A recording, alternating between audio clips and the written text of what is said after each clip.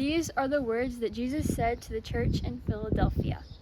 To the angel of the church in Philadelphia write, these are the words of him who is holy and true, who holds the key of David. What he opens, no one can shut, and what he shuts, no one can open.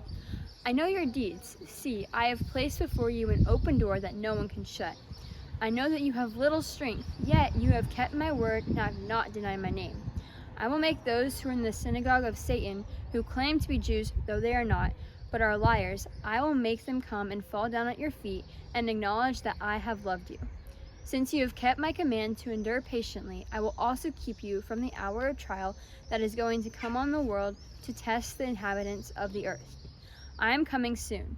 Hold on to what you have so that no one will take your crown. The one who is victorious I will make a pillar in the temple of my God. Never again will they leave it. I will write on them the name of my God and the name of the city of my God, the New Jerusalem, which is coming down out of heaven from my God, and I will also write on them my new name. Whoever has ears, let them hear what the Spirit says to the churches.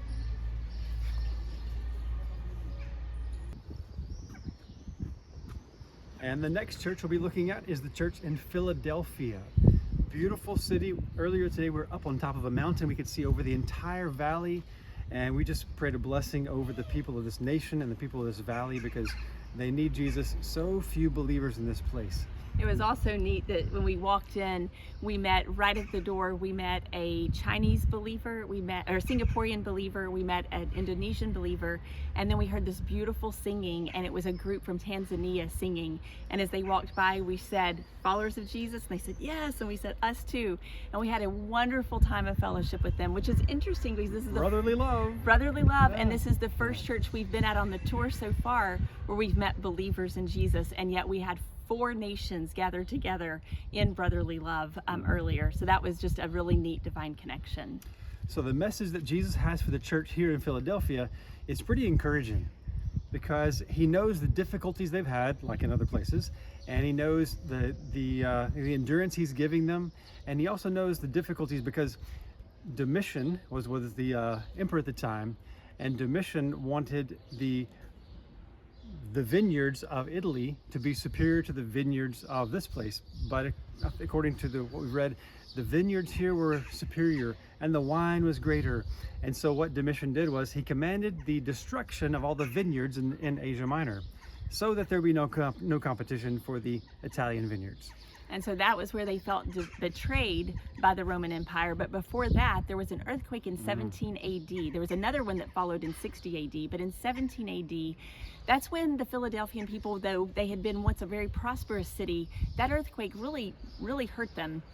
And then they began to feel neglected. But the good thing is they were allowed to not have to pay tribute for 5 years through the Roman Empire.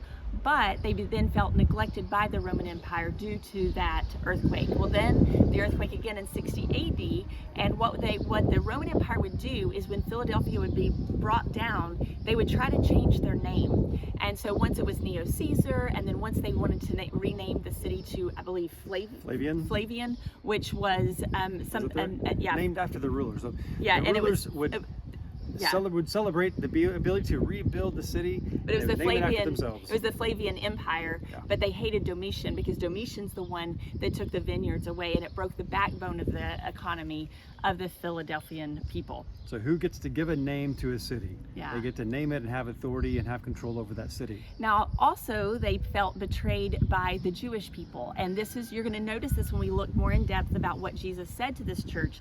You're going to understand this betrayal. So what would happen is the Jewish people were persecuted in the Roman Empire. So they would travel, they would flee, and they would find small towns in which to be able to raise their families again. And they would build synagogues.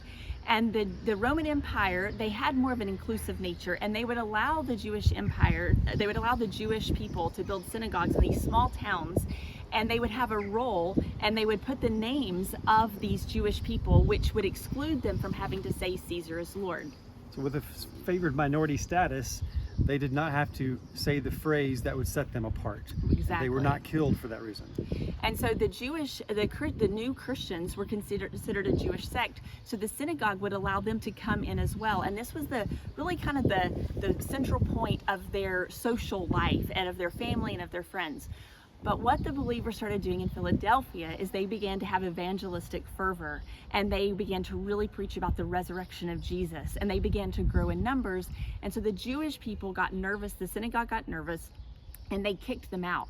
The doors were shut. The doors were shut to them, and when the doors were shut to them, that made them no longer have the status to where they would be excluded from having to say Jesus is Lord. So now they were poor, they were powerless, and they were very vulnerable in the Roman Empire, and so they felt betrayed by that as well. So you can see when it says the key of David, and a door that's open that cannot be shut, and so an open door is what Jesus has put before them. The key of David would be hearkening back to the Jewish population here, and maybe the Jewish people would close the door to them and kick them outside, basically.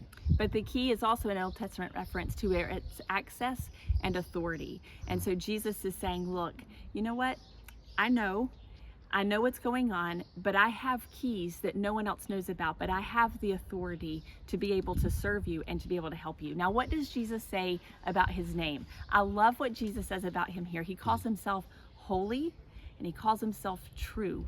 So holy, the idea of holy is set apart, and it's this idea that there's no wrong within him. He is set apart and he could do no wrong. And so he's telling the Philadelphian church, look, I know things have been done to you that are wrong through Domitian, through the Jewish synagogue. I am holy, I'm different, and I could do wrong.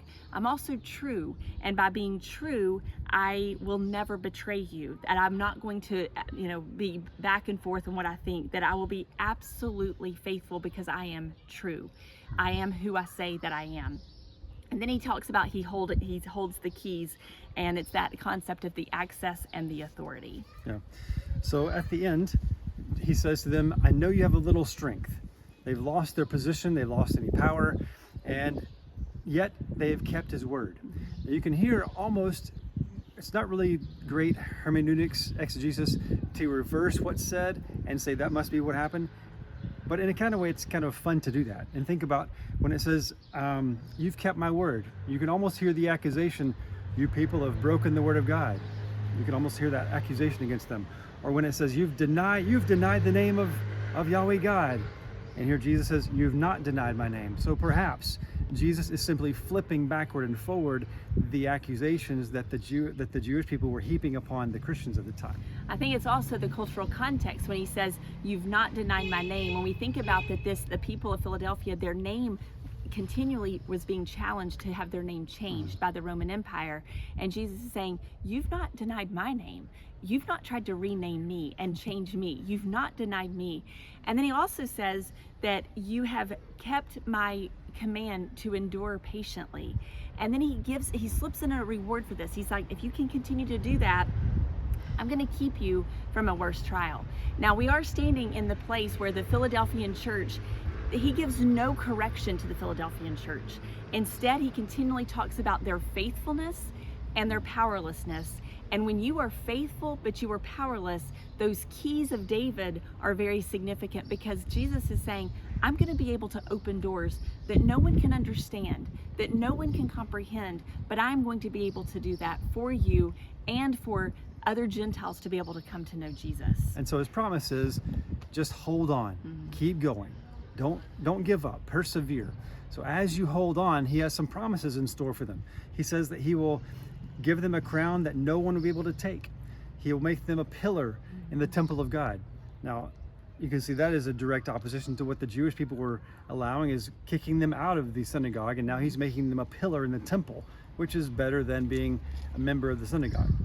In addition, he says he will write the name of my God on them, and the name of the city, the New Jerusalem. He'll write that on them, which is coming down from heaven.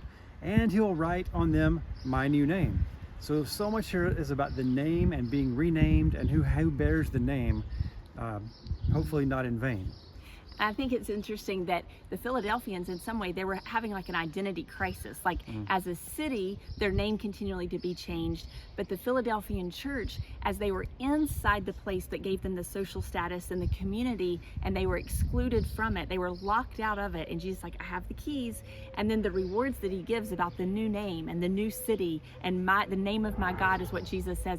All of this it's like it's being branded onto the Philadelphian church. And he tells them, he said, if you'll endure patiently, do it, so that the crown of life will not be taken. The crown of life, or the crown, I don't think it calls it the crown of life, but the crown, Yeah. that identifies authority and identity.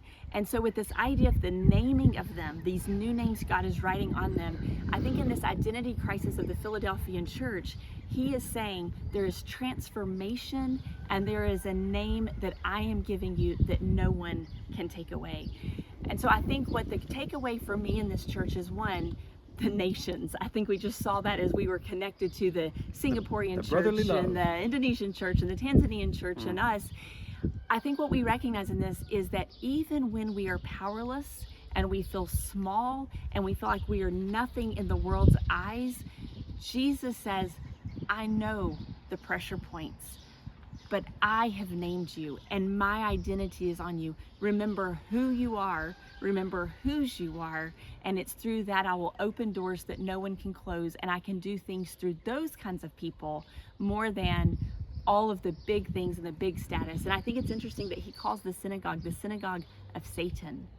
He names a very harsh name for the synagogue. It's the synagogue of Satan. We should not want to be a part of the synagogue of Satan. And if you're kicked out of the synagogue of Satan, count that as a blessing. Count that as a mark of good martyrdom. If you're excluded from the synagogue of Satan, then you're in good company, because Jesus would clearly be kicked out of the synagogue of Satan as well. So let us all enjoy what name God may give to us.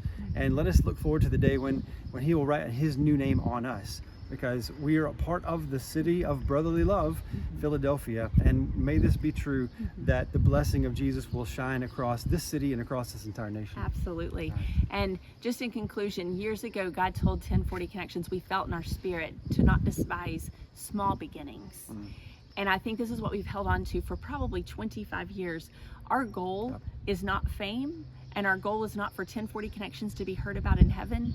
Our goal is for Jesus Christ to be heard about all over the world. His name. And we want him to do things through 1040 Connections that we can say only God could have done. And so I think when we're standing here, yeah, this is small. It's not huge. The Church of Philadelphia was not huge, but they were faithful. And our prayers for our donors and for us and our friends and family is that we would be faithful to Jesus and his identity and his mission, because there Jesus says, that's the identity I want you to hold on to, because that's the identity that will last forever. God bless. God bless.